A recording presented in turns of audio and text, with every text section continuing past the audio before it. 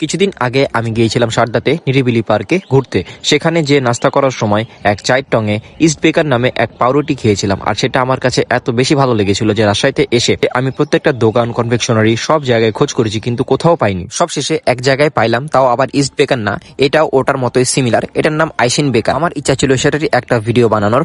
Unfortunately রাজশাহীর কোথাও সেটা আমি পাইনি। সামনে যদি পাই তাহলে সেটার একটা ভিডিও অবশ্যই বানাবো। সাধারণত দোকানে যে ক্রিমি পাউরুটি বা বানগুলো পাওয়া যায় সেগুলোর থেকে এটা একদম ডিফারেন্ট।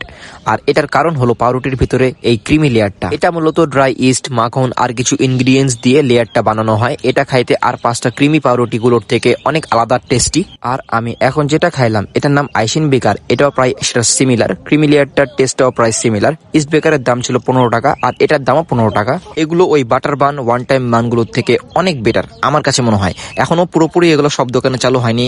আই হোপ যদি চালু হয় ভালোই চলবে। আমি এটা কোনো দোকান বা কনফেকশনারি থেকে পাইনি। আমি এটা নিয়েছিলাম আমার এক ছোট বোনের মাধ্যমে ক্যান্টনমেন্ট স্কুলের ক্যান্টিন থেকে।